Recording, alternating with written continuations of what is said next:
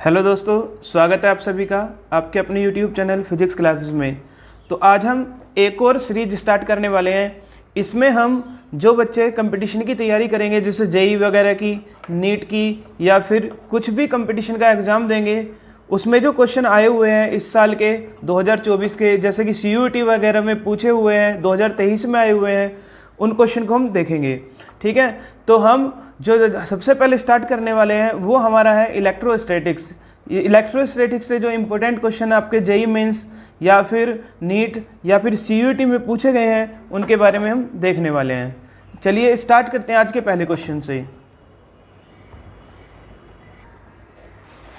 तो हमारा पहला क्वेश्चन है, two identical charges particle each having the mass 10 gram and charge 2 × 10⁻⁻7 coulomb are placed on a horizontal table with a separation of L between them such that they stay in limited equilibrium।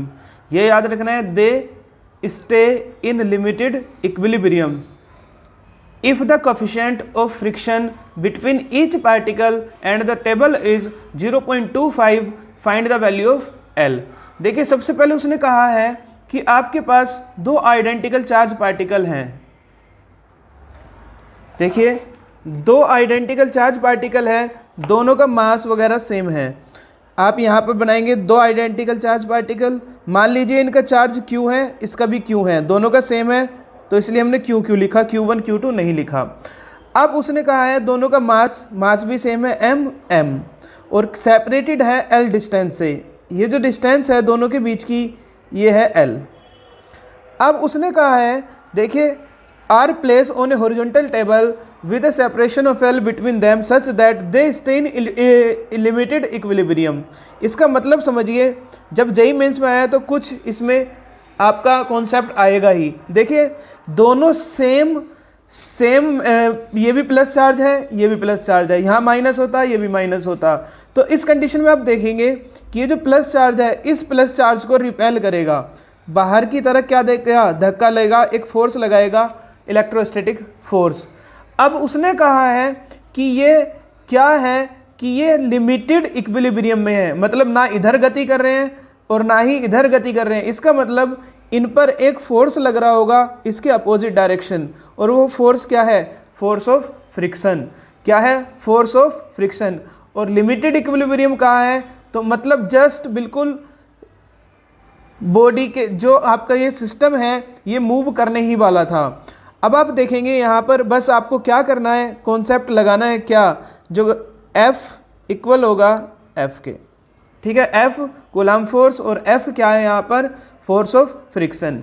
तो अब आप देखेंगे F की value होती है K, Q1 Q2 दोनों same है, तो Q² अपॉन R²। R कितना है यहाँ पर, दोनों के बीच की डिस्टेंस है L² equals to F equals to mu और S static into mg। Value put कर देंगे, L² की वैल्यू निकालेंगे, L² की वैल्यू आ जाएगी KQ² upon mu S mg। तो यहाँ पर देखेंगे आप L² इक्वल्स टू K की वैल्यू होती है 9 × 10⁻⁹ इंटू Q², Q है 2 × 10⁻⁻7, तो डायरेक्ट लिख रहा हूँ 4 × 10⁻⁻14 अपॉन म्यू S है आपका 0.25 ने लिखकर इसको लिख दिया 1/4, तो 4 चला जाएगा ऊपर, इंटू m की वैल्यू 10 ग्राम, 10 ना लिखकर इसको लिखा, 10 ग्राम को चेंज करेंगे 10⁻³ किलोग्राम आएगा, तो हम लिखेंगे 10⁻⁻2, और g की वैल्यू आप ले सकते हैं 10। तो इसको आप सोल्व करेंगे, यह आ जाएगा 10⁻, इसको पूरे को सोल्व करके आप लिख सकते हो 10⁻⁻1। 10⁻⁻1 ऊपर जाएगा तो 10⁻+1 हो जाएगा। आप लिखेंगे इसको L² इक्वल्स टू 944, 9 × 4 × 4, 10 की पावर देख लेते हैं कितना है, इंटू 10⁻9 -14 कितना बचा, -5, ये ऊपर जाएगा +1, तो कितना आएगा, -4। डायरेक्ट करना है आपको, जितना टाइम ज़्यादा से ज़्यादा हो सकता है उतना आपको बचाना है। ठीक है, कुछ कैलकुलेशन आपको अपने माइंड में भी करनी है। तो यहाँ से आप देखेंगे कि L की वैल्यू कितनी आ जाएगी, 9 का स्क्वायर रूट लेंगे 3 इंटू 4 2 बार है इसका स्क्वायर रूट 4 इंटू 10 की पावर -4 का 10 की पावर -2, तो 3 चौक 12, 3 इंटू 4 कितना आ गया 12 मीटर इंटू 10 की पावर -2 मीटर या 12 सेंटीमीटर, कितना आ गया 12 सेंटीमीटर। तो इस तरह से आप इसका आंसर देखेंगे तो आंसर आपका कौन सा होगा, ऑप्शन नंबर कौन सा होगा, ऑप्शन नंबर ए। ठीक है, कौन सा आंसर है, option number A is the correct answer. अब दोबारा देख सकते हैं एक बार क्या कॉन्सेप्ट इसमें लगा है, दोनों के मैग्नीट्यूड सेम थे, मास दोनों चार्जेस का सेम था। उसने कहा लिमिटेड इक्विलिब्रियम में रखे हैं, अगर वर्ड नहीं बोलता तो एक इधर मूव करता, एक इधर मूव करता, ये इसको इधर रिपेल करता, ये वाला चार्ज इसको इधर रिपेल करता, लेकिन लिमिटेड इक्विलिब्रियम में है, मतलब ना वो इधर जा रहा है ना चार्ज इधर जा रहा है, तो इसका मतलब उस पर अपोजिट डायरेक्शन में एक फोर्स लग रहा होगा, उस फोर्स को हम क्या बोलते हैं, फ्रिक्शन फोर्स। तो यहाँ पर आया कॉन्सेप्ट आपका फ्रिक्शन फोर्स का। चलिए नेक्स्ट क्वेश्चन देखते हैं, क्वेश्चन नंबर 2। तो option number A is the correct answer. Question number 2 पढ़िए, क्वेश्चन नंबर 2 को ध्यान से।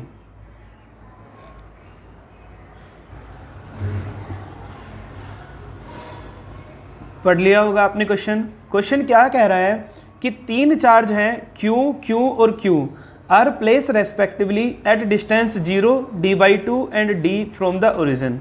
यहाँ हमने मान लिया एक ओरिजिन है, ओरिजिन से यहाँ पर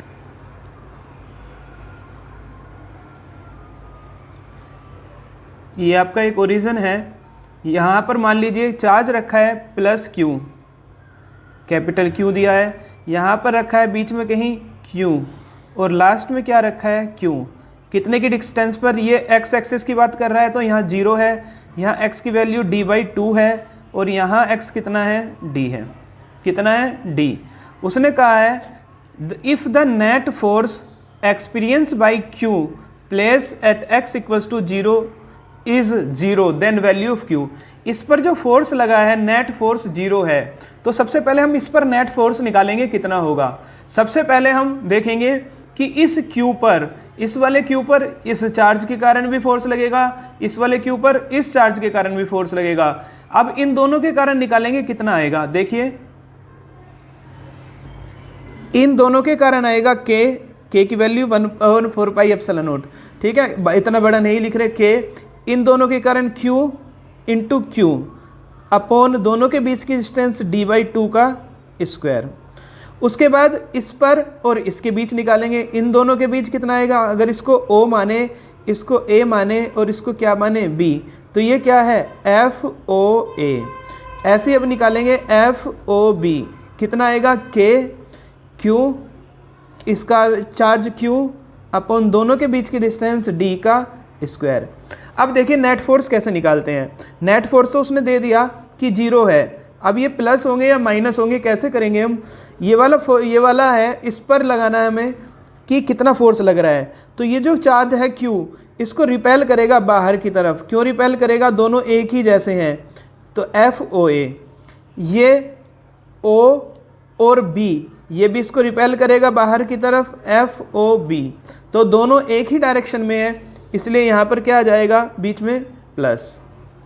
तो अब नेट फोर्स किसके इक्वल रख दिया हमने, 0 के, क्योंकि उसने कहा है F नेट कितने पर, जो O पर रखा है यानी कि जो ओरिजिन पर रखा है उस पर नेट फोर्स 0 है। तो बस इसको सोल्व करना है। क्या कॉमन ले सकते हैं आप, Q अपॉन d² कॉमन ले सकते हैं। ठीक है, अब ऊपर क्या बचेगा आपका Q upon 1/4 plus KQ upon d² common, Q = 0, तो ये बना 4Q = -Q। उसने पूछा है वैल्यू ऑफ स्मॉल q, तो स्मॉल q की वैल्यू आ गई -Q/4। Small q = -Q/4। इस तरह से आपको बहुत सारे स्टेप बचाने पड़ेंगे अपने, अगर आपको अपनी कैलकुलेशन को अच्छा करना है तो बहुत सारे स्टेप को आपको दिमाग में ही सोचना होगा। जैसे मैंने यहाँ k की वैल्यू नहीं रखी, इतना बड़ा हो जाता 1/4πε0 बार, ये भी नहीं लिखा कि FOA FOB। इस तरह से आपको बहुत सारे आपको कैलकुलेशन क्या करनी होगी, बचानी होगी टाइम को सेव करने के लिए। तो इसके बाद हम देखते हैं आज का अपना क्वेश्चन नंबर 3। देखिए क्वेश्चन नंबर 3 क्या कह रहा है, पढ़िए इसको।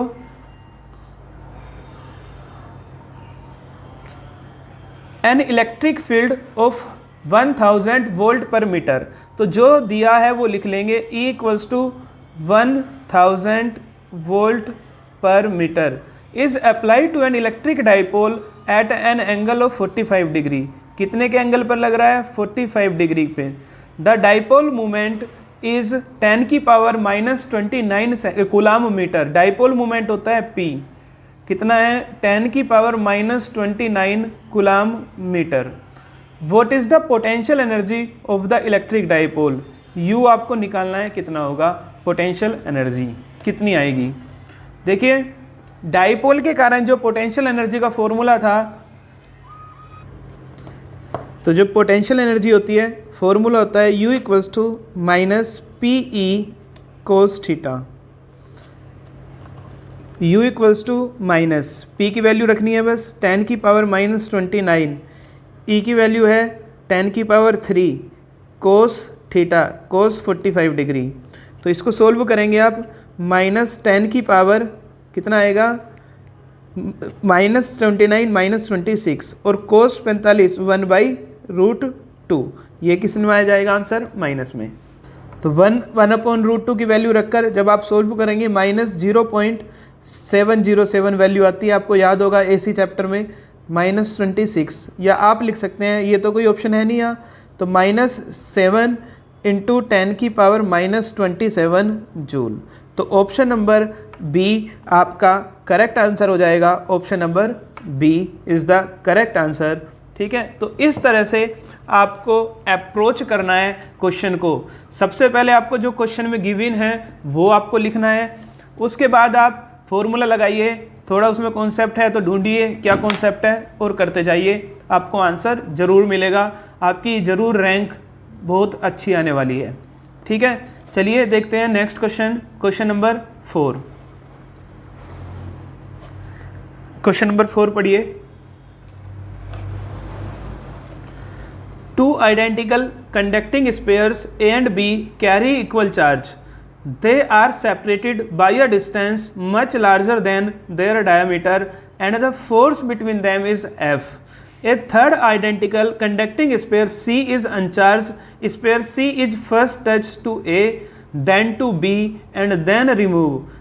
As a result, the force between A and B would be equal to। Important question है, अच्छा क्वेश्चन है, पूछा जाता है, कर तो सब देंगे अगर कॉन्सेप्ट पता है, लेकिन बात यह है कि जल्दी कौन कर सकता है और एक्यूरेट। ठीक है, कौन कर सकता है कम से कम समय में और एक्यूरेट आंसर आए बिल्कुल उसका। ठीक है, वही सिलेक्शन पाएगा, वही आगे बढ़ेगा, वरना छोटे छोटे गलती के चांस बहुत ज़्यादा होंगे।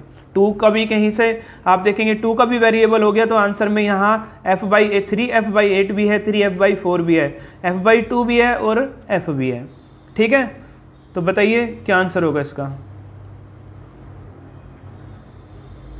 देखिए पहले मैं आपको समझा देता हूँ क्या बोल रहा है वो। उसने बोला कि 2 स्पेयर हैं, एक स्पेयर है आपका A, एक स्पेयर है आपका B। ठीक है, 2 स्पेयर हैं आपके A और B, A और B। इन दोनों, ये दोनों कुछ डिस्टेंस पर रखे हुए हैं, इनकी डिस्टेंस डायमीटर से बहुत ज़्यादा है, तो ये डिस्टेंस पर रखे हैं तो दोनों के बीच कुछ फोर्स लगेगा। अब इन्होंने क्या किया, एक तीसरा कंडक्टर लाए जो अनचार्ज है, उसको इसके पास रखा, फिर उसको इसके पास ले गए, पहले उसको इसके पास फिर उसको इसके पास। तो यहाँ पर एक कॉन्सेप्ट लगता है कि जो चार्ज होगा दोनों का रीडिस्ट्रीब्यूट हो जाएगा। कैसे रीडिस्ट्रीब्यूट? अगर इसका 0 है, इसका Q है, तो दोनों पर Q/2, इस पर भी Q/2, इस पर भी Q/2।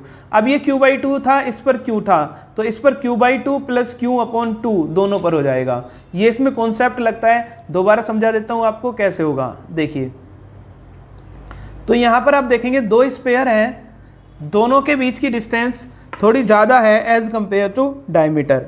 ये उसने दिया है क्या कि जो ये हमारे पास स्पेयर है A है, ये स्पेयर है B, तो इनमें जो फोर्स लगेगा वो लगेगा F = इसके चार्ज उसने कहा है कितना है, इक्वल चार्ज है, तो इसका भी Q चार्ज मान लीजिए, इसका भी Q। क्या फॉर्मूला होगा, Q² बटे, और कितने बीच की डिस्टेंस हमने मान ली, कुछ नहीं दिया तो हमने मान ली R, KQ² / R²। Equation number 1। अब उसने कहा है एक चार्ज ये था, एक ये था, दोनों के बीच की डिस्टेंस r, इस पर चार्ज q था, इस पर चार्ज q था। अब एक तीसरा स्पेयर जो अनचार्ज है, c इज़ अनचार्ज, जो c है वो अनचार्ज है, पहले इसके पास लाए। जब आप इसको इसके पास लाएंगे तो क्या होगा कि जो चार्ज है दोनों का रीडिस्ट्रीब्यूट हो जाएगा, और इस पर जो नया चार्ज आएगा इस वाले पर कितना आएगा नया चार्ज, देखिए जो नया चार्ज आएगा इस पर q डैश कितना आएगा 0, इसका चार्ज कितना है 0 और इसका चार्ज है q, और आधा आधा दोनों पर डिवाइड हो जाएगा, मीन्स q/2। तो इस पर नया चार्ज कितना आ गया q/2 और इस पर नया चार्ज q/2। अब क्या किया कि इसको हम ले गए इसके पास, इसको इसके पास ले गए, तो ले जाने पर इसका चार्ज देखेंगे कितना आएगा, इस पर कितना था q/2 और इस पर q था, तो इस पर कितना आएगा नया charge q dash, q/2 plus q, और आधा आधा रीडिस्ट्रीब्यूट हो जाएगा। तो कितना आ जाएगा, यहाँ पर आप सोल्व करेंगे इसको, q और 2q 3q/2 और 3q/4। तो इस तरह से जो नया सिस्टम बनेगा आपका, क्या बनेगा नया सिस्टम, देखिए सिस्टम जो बनेगा आपका वो बनेगा 2 चार्ज पार्टिकल, एक पर चार्ज है कितना q/2, एक पर है 3q/4, दोनों के बीच की डिस्टेंस कितनी है r। उसने कहा first touch to a then to b and remove, result बताना है क्या होगा। तो फोर्स कितना लगेगा, F = K q1 यानी कि q/2 q2 3q/4 upon r²। इसको सोल्व करेंगे आप तो कितना आएगा, देखिए जो नंबर्स हैं उसको एक साथ लिख लीजिए, 3 और 4 2 जा 8, तो 3/8 क्या बचेगा k q²/r²। तो F dash new force F dash = 3/8 और ये क्या है F है, ये क्या है F, तो 3/8F। तो ऑप्शन नंबर आपका ए करेक्ट आंसर होगा, 3F/8 is the correct answer. तो इस तरह से आपका ये कॉन्सेप्ट लगा, इसमें दोबारा समझ लीजिए एक बार और कि हमने क्या किया है, एक अनचार्ज स्पेयर था उसको पहले ए के साथ लाए, फिर उसको किसके साथ ले गए बी के साथ। अब चार्ज का रीडिस्ट्रीब्यूशन होगा, इस पे चार्ज 0 था तो पहले वाले पर ए पर चार्ज कितना बनेगा, पहले ए पर था q, तो कितना बनेगा 0 + q/2 यानी कि q/2 इस पर और q/2 इस पर। उसके बाद इसको इसके पास ले गए, पहले इस पर q था, इस पर q/2 था, अब तो q/2 और q दोनों को ऐड करेंगे और क्या कर देंगे उसका आधा, तो उतना दूसरे पर डिस्ट्रीब्यूट हो जाएगा। तो इस तरह से आप देखेंगे कि चार्ज बन जाएगा q/2 और दूसरे पर बन जाएगा 3q/4। बस इसको लगाना है, ठीक है, पहले q था, अब q/2 और 3q/4 है, और आपको इस तरह से इसका आंसर निकालना है। तो आपको इसका आंसर कितना आया, 3F/8 is the correct answer. चलिए बढ़ते हैं नेक्स्ट क्वेश्चन की ओर। क्वेश्चन नंबर हमारे पास है 5। क्वेश्चन नंबर 5 बोल रहा है a parallel plate capacitor is made of 2 circular plates separated by a distance of 5 mm and with a dielectric constant 2.2 between them. When the electric field in the dielectric is 3 × 10⁴ volt per meter, the charge density of the positive plate will be close to। Charge density बतानी है कितनी आएगी। देखिए 2 plates हैं, parallel plate, इस तरह से 2 plate हैं कैपेसिटर की। आपको पता है कैपेसिटर की प्लेट किस तरह से बनती है, इस पर प्लस चार्ज होता है और इस पर माइनस चार्ज होता है। अब इन दोनों के बीच में इलेक्ट्रिक फील्ड कैसे निकलता है, अगर आपको किसी बीच में किसी डिस्टेंस पर इलेक्ट्रिक फील्ड निकालना है तो ये पॉजिटिव है, इसको रिपेल करेगी तो बाहर की तरफ आएगा σ/2ε0, और ये नेगेटिव है, ये भी इसको क्या करेगी अट्रैक्ट करेगी अंदर की तरफ σ/2ε0। तो दोनों ऐड हो जाएगा और वैल्यू आती थी σ/ε0 और मीडियम में रखा है तो σ/kε0। ये आपका फॉर्मूला है जो आपका कैपेसिटर है, कैपेसिटर की प्लेट के बीच में अगर कोई मीडियम रखा है तो उस मीडियम में इलेक्ट्रिक फील्ड का फॉर्मूला होता है σ/kε0, where sigma is the surface charge density, k is the dielectric constant and ε0 is the permittivity of the free space. तो अब उसने कहा है, पढ़िए क्या क्या दिया है, separated by A distance of 5 mm, D की वैल्यू दी है कितनी 5 mm, आप इसको चेंज करेंगे 5 इंटू 10 की पावर -3 mm को चेंज करेंगे 5 इंटू 10 की पावर -3 मीटर। उसके बाद कहा है डाइलेक्ट्रिक कांस्टेंट 2.2, के की वैल्यू दी है 2.2 बिटवीन द और electric field when the electric field in the dielectric is कितना दिया है E 3 इंटू 10 की power 4 volt per meter. The charge density of the positive plate will be close to, sigma की value आपको निकालनी है। तो क्या फॉर्मूला था E का, electric field between the plates of the capacitor क्या आएगा, E equals to sigma upon k epsilon naught. तो यहाँ से आपको सिग्मा की वैल्यू आ जाएगी E के एप्सिलॉन नॉट। तो सिग्मा इक्वल्स टू E की वैल्यू रखेंगे कितनी है 3 इंटू 10 की पावर 4, बस आगे आपको सोल्व करना है। K की वैल्यू 2.2, एप्सिलॉन नॉट की 8.85 इंटू 10 की पावर -12। तो आप इसको मल्टीप्लाई करेंगे 3 को 2.2 में, तो सिंपल सा 6.6 इंटू 8.85 इंटू 10 की पावर -8। तो इसको सोल्व करेंगे 6.6 इंटू 8.85 कितना जाएगा आपका 58.4 इंटू 10 की पावर -8। यहाँ तो आंसर नहीं दिया तो इसको लिख सकते हैं 5.8 इंटू 10 की पावर -7, और ये क्लोज टू 6 इंटू 10 की power -7 coulomb per meter square. तो आप देखेंगे यहाँ पर जो आंसर है 5 कितना आया है 8 इंटू 10 की पावर -7, जो क्लोज है आपका 6 इंटू 6 के, किसके क्लोज है 6 के। तो ऑप्शन नंबर बी आपका करेक्ट आंसर होगा। देख लेते हैं तो कौन सा है आपका, option number b is the correct answer. Answer is 6 into 10 की power -7 coulomb per meter square.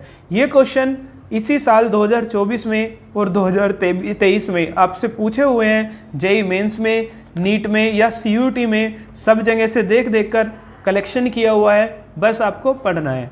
ठीक है, अगर आपने चैप्टर पढ़ा है, कुछ एडवांस आप पढ़ना चाहते हैं तो भी आप इन क्वेश्चन को कर सकते हैं। चलिए देखते हैं नेक्स्ट क्वेश्चन। क्वेश्चन नंबर हमारा 6 क्या बोलता है, an electric dipole is place at an angle of 30 degree to a non uniform electric field, the dipole will experience.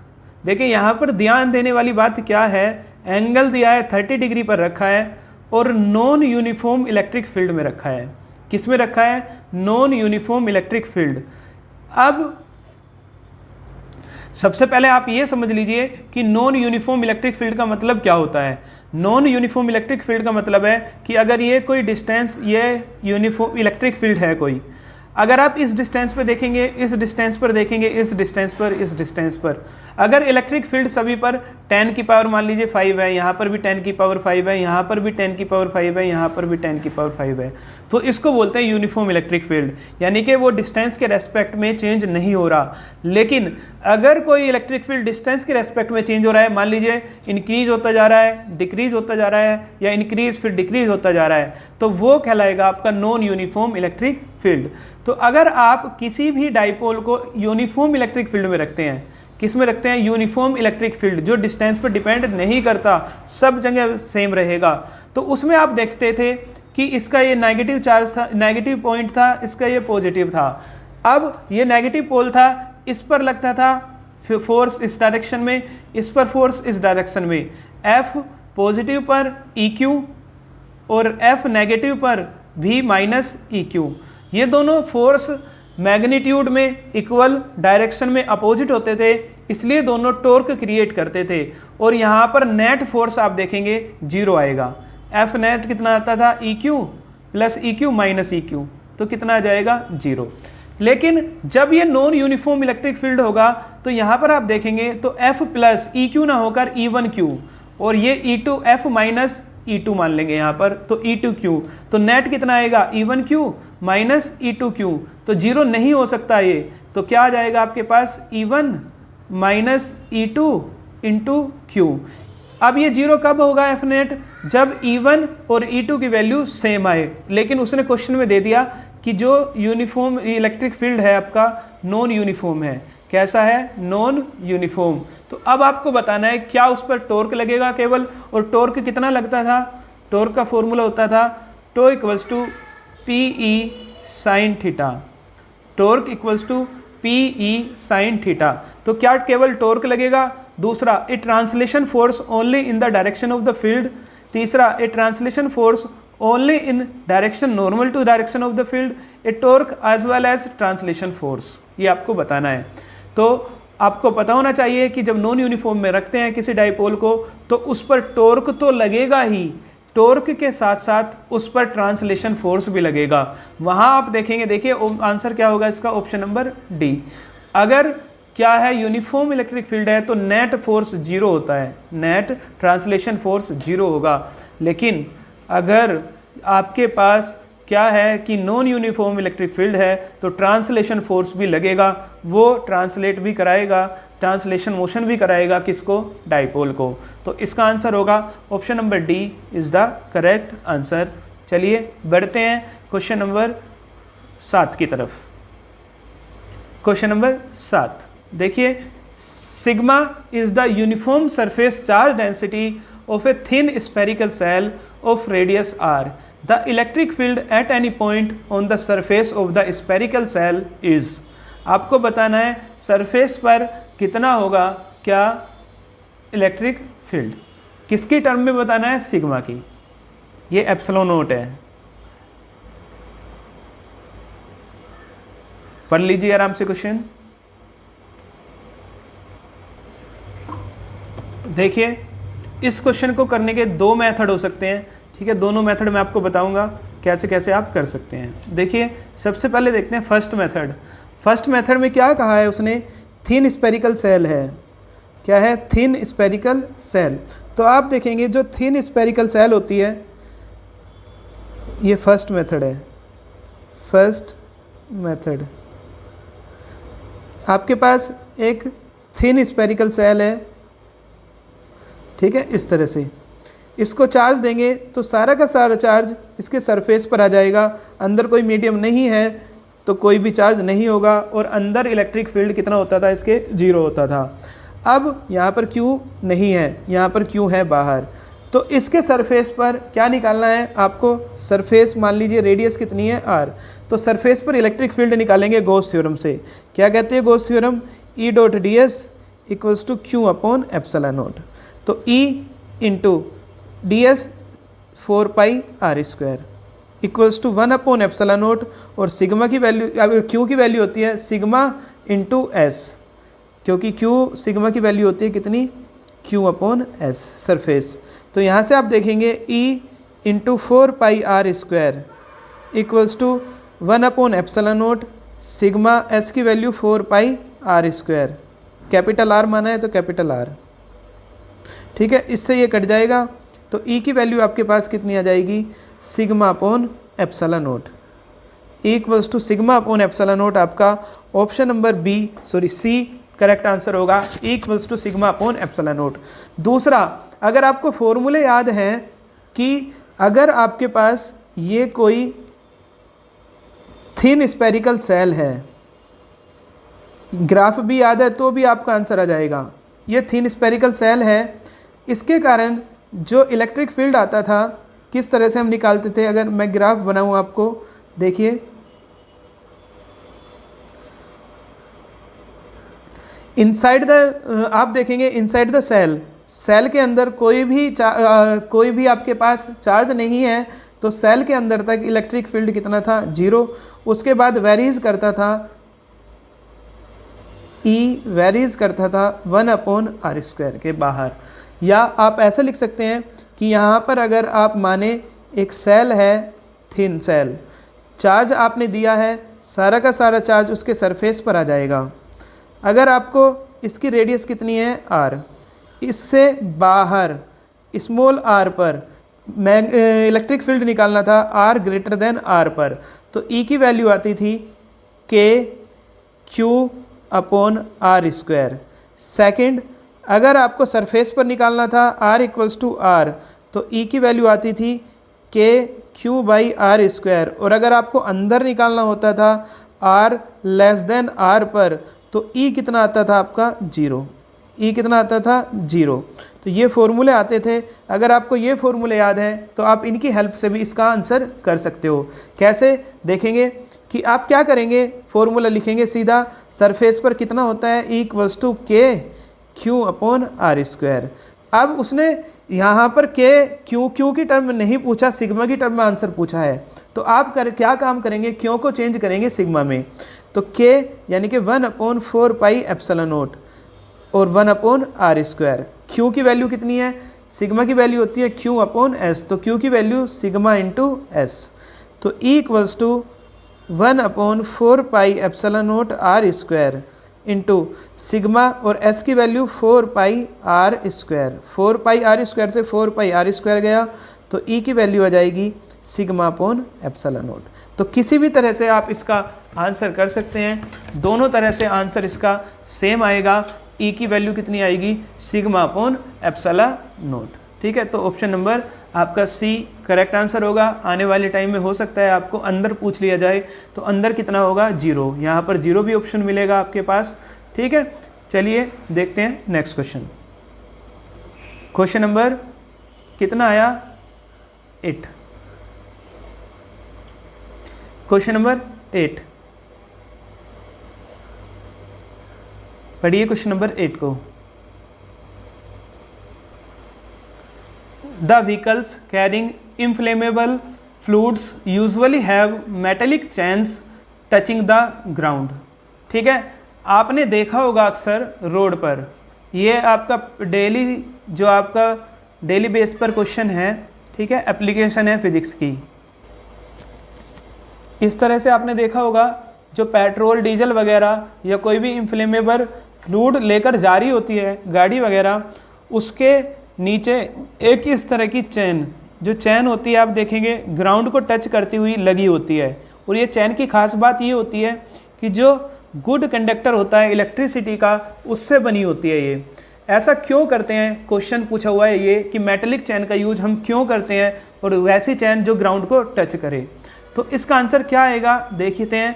पहला ऑप्शन क्या दिया है, to protect tyre from catching dirt from ground. ये तो बकवास बात है कि जो उसने कहा है डर्ट से बचाने के लिए टायर को, तो डर्ट से क्यों बचाएंगे, डर्ट तो लगेगा ही उस पर, तो ये तो बकवास आंसर है।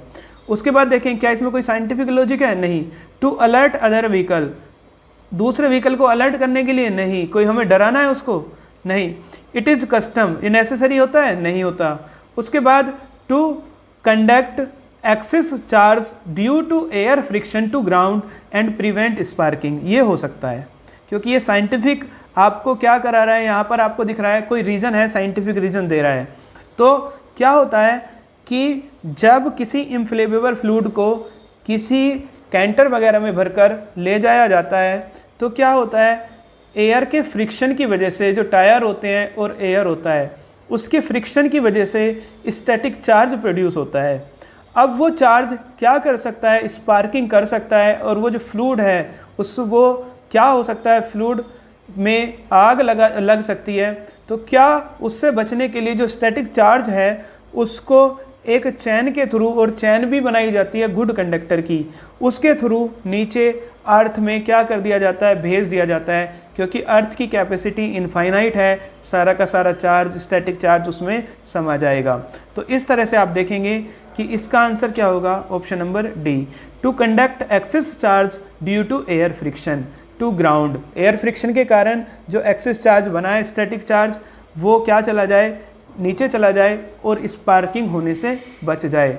तो correct answer is D, the chain must be made of a material with good electrical conductivity. तो मैंने आपको बताया कि जो यहाँ पर चैन बनाई जाएगी वो इस तरह से बनाई जाएगी कि उसकी कंडक्टिविटी अच्छी हो, इलेक्ट्रिकल कंडक्टिविटी अच्छी हो, जैसे कि कोई भी metal, and maintain adequate contact with the ground to ensure.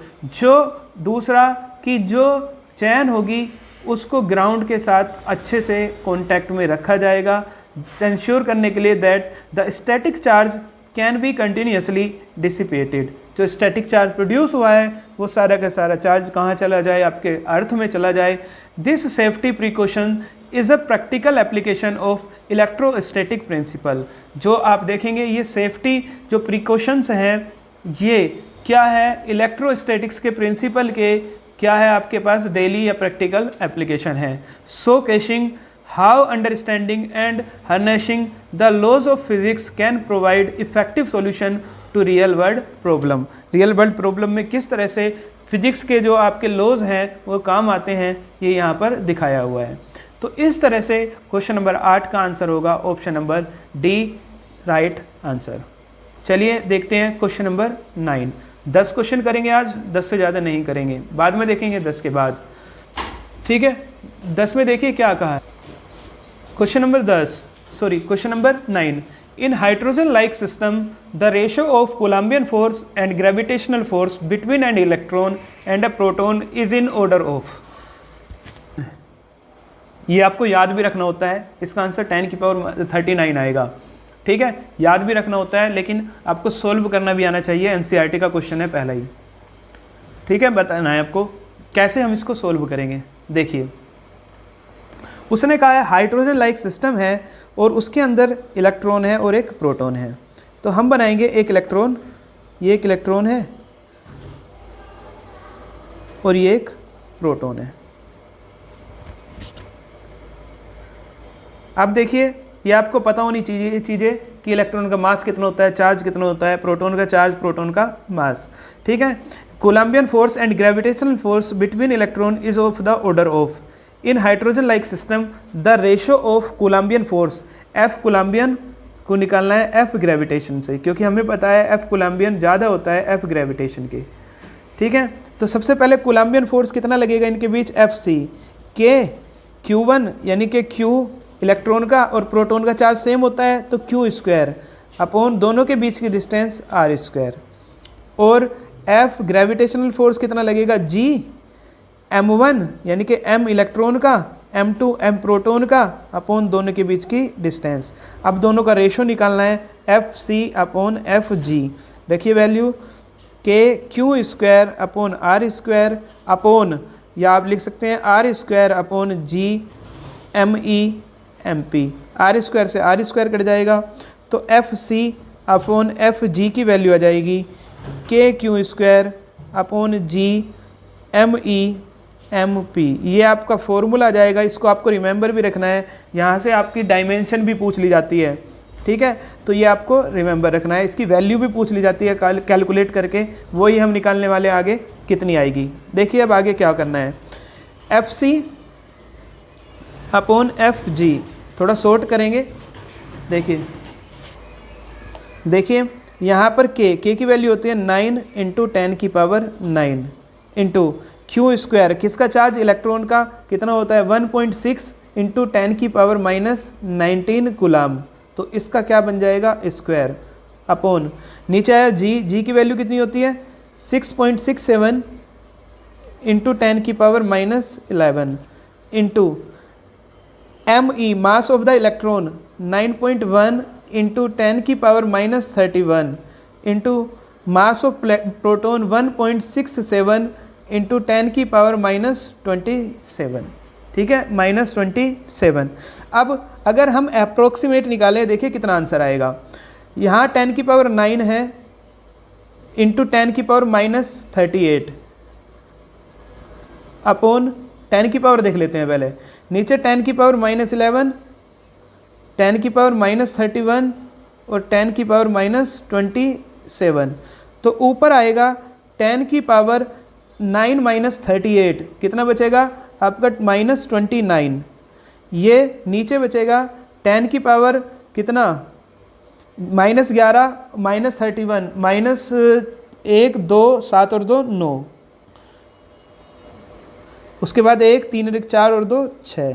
तो देखेंगे 10 की पावर कितना आया, 10 की पावर -29 + 69, तो कितना आंसर आएगा इसका 10 की पावर 40। कितना आएगा 10 की पावर 40 के ऑर्डर का, यानी कि जब आप इसको और सोल्व करेंगे तो 10 की पावर -19 के ऑर्डर का आ जाएगा। किसका आ जाएगा 10 की पावर माइनस 39, सॉरी 10 की पावर माइनस 39। तो ऑप्शन नंबर आपका क्या आएगा, बी आंसर आएगा। 10 की पावर 40 या 10 की पावर 39 के आसपास आंसर जो होगा वो क्या होगा, 10 की पावर 39। ऑप्शन नंबर बी क्या होगा आपका करेक्ट आंसर होगा, ऑप्शन नंबर बी। ठीक है, तो इस तरह से आपको ये सोल्व करना आना चाहिए। क्वेश्चन इंपॉर्टेंट क्वेश्चन है, इसकी डायमेंशन या इसकी वैल्यू आपको पूछी जाती है 10 की पावर 14 के ऑर्डर की या 10 की पावर 39 के ऑर्डर की वैल्यू आएगी जब आप इनको और सोल्व करेंगे। 9 1.6 का स्क्वायर 6.679, इसको इससे डिवाइड करेंगे तो ये आएगा। ठीक है, चलिए देखते हैं आज का लास्ट क्वेश्चन है हमारे पास, क्वेश्चन नंबर 10 लास्ट क्वेश्चन है आपका। देखते हैं क्या है। Force between 2 point charge Q1 and Q2 placed in vacuum at r centimeter apart is F. Force between them when placed in a medium having dielectric constant K equals to 5 at r upon 5 centimeter apart will be. यहाँ पर एक बार charge को रखा है vacuum में तो force F आया, जब उसको किसी मीडियम में रख दिया तो और डिस्टेंस भी कितनी कर दी, 1/5 कर दी। तो बताना है कि जो फोर्स आएगा वो कितना होगा। तो देखिए इसको हमें सोल्व करना है, किस तरह से हम इसको सोल्व करेंगे। देखिए उस सबसे पहले इधर देखते हैं वैक्यूम। अगर वैक्यूम में रखेंगे 2 पॉइंट चार्ज को तो फोर्स कितना आएगा, F इक्वल्स टू K यानी कि 1/4 pi epsilon not Q1 Q2 upon R square. अब उसने कहा Q1 Q2 R सेंटीमीटर पर है तो इक्वेशन नंबर 1। अब उसने कहा किसके लिए, मीडियम के लिए, फॉर मीडियम के लिए कितना आएगा, F मीडियम, ये F नोट कितना आएगा 1/4 पाई एप्सिलॉन नोट। अब यहाँ पर जो आपकी परमिटिविटी आएगी वो मीडियम की ना आकर किसकी आएगी, सॉरी वो वैक्यूम की ना आकर किसकी आएगी, मीडियम की। Q1 Q2 upon R square, और R कितना का है, R/5 कर दिया, देखिए यहाँ पर का होल स्क्वायर। अब आप देखेंगे कि यहाँ पर जो डाइलेक्ट्रिक कांस्टेंट है K का फॉर्मूला क्या होता है, K का फॉर्मूला होता है क्या, एप्सिलॉन, यानी कि मीडियम में परमिटिविटी और वैक्यूम में परमिटिविटी दोनों के रेशो को बोलते हैं डाइलेक्ट्रिक कांस्टेंट। तो इसकी जगह आप लिख सकते हैं F medium equals to 1/4 pi epsilon naught into K, Q1 Q2 upon R/5 का होल स्क्वायर। अब वैल्यू रखिए आप यहाँ पर, Fm equals to 1/4 pi epsilon naught, K की वैल्यू कितनी दी है 5 इंटू 5, और ये बना into Q1 Q2 upon R square, और ऊपर चला जाएगा 5 का स्क्वायर यानी कि 25, कितना गया 25। तो आप देखेंगे यहाँ पर जो वैल्यू है कितनी आई, आप सोल्व करेंगे Fm। देखिए यहाँ पर 5 ये आपको दिख रहा होगा, ये 5 और ये 25 को एक साथ लिखेंगे तो 25/5 इंटू ये बनेगा 1/4 pi epsilon note Q1 Q2 upon R square, Q1 Q2 upon R square. अब आपको क्या करना है, 5 से कट गया 5 टाइम्स, तो Fm कितना आ गया 5, और ये किसकी वैल्यू थी पूरी की पूरी, ये वाली वैल्यू थी आपकी किसकी, देखिए इक्वेशन नंबर 1 से F नोट की, 5 F नोट। तो Fm की वैल्यू आपके पास कितनी आ जाएगी, Fm equals to 5 F naught, Fm equals to 5 F naught. तो कौन सा ऑप्शन होगा, option number a is the correct answer, 5F, यानी कि किसके इक्वल हो जाएगा, F नोट, इसने F कहा है तो कितना आ जाएगा 5F। तो इस तरह से आपका आंसर होगा 5F। तो आज हमने जो इम्पोर्टेंट क्वेश्चन थे 10 जो आपके नीट वगैरह में, जेई मेंस में, या फिर आपके जो CUT का एग्ज़ाम हुआ है उसमें पूछे थे वो हमने किए हैं। इसके बाद हम डिस्कस करेंगे और आगे के कैपेसिटर, पोटेंशियल से रिलेटेड 4-5 वीडियो आएंगी आपको इलेक्ट्रोस्टैटिक्स पर इम्पोर्टेंट क्वेश्चनों की, ठीक है, उनको हम देखेंगे। अगर आपको वीडियो अच्छी लगी हो और आगे आप और वीडियो देखना चाहते हैं तो चैनल को सब्सक्राइब कीजिए। मिलेंगे फिर नए क्वेश्चनों के साथ, तब तक के लिए धन्यवाद।